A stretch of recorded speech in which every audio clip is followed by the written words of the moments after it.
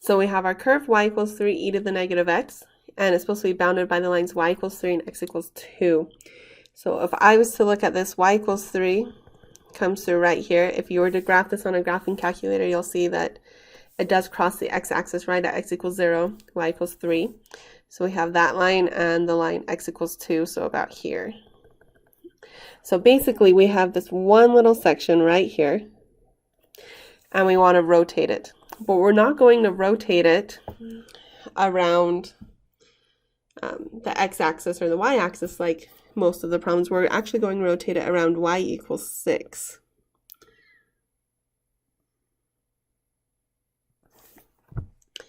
So here's y equals 6 right here. So if we rotate that around, it'll kind of come up here. So we're kind of making like a cone shape, but notice it's only going to go to here. So it's like you took a cone shape and you cut off the end. So we need to find this volume right here. Now to find the volume, you're going to think about if you took a slice, it would be a circle. So when we look at this circle, when you find the area of the circle, so we can add up the areas of all those different circles. And the area of a circle is pi times the radius squared. Well, how are you going to find the radius? The interesting thing about this versus every other problem you've done is that it was rotated around the line y equals 6. And so when I look at it, this point right here in the middle would be 6, y equals 6. And this point right here would be your actual function, y equals 3e to the negative x.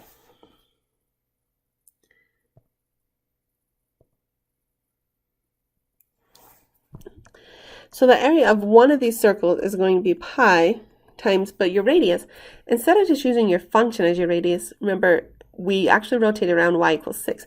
So this distance right here is going to be equal to 6 minus the 3e to the negative x. So the distance right here again is going to be from 6 to 3e to the negative x. So we subtract those. So that distance is 6 minus 3e to the negative x. And we'll square it because it's supposed to be radius squared. So that is the area of just one of the circles. So if you want to find the volume, we're going to integrate it. So we'll integrate pi times 6 minus 3e to the negative x squared dx. Now you do need to figure out what your x values are. So notice this point, if x equals 0, and you plug that in, you get y equals 3.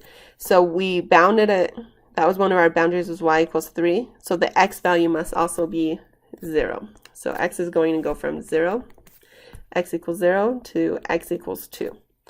Now I'm just going to put that in my calculator. You can try it on your own.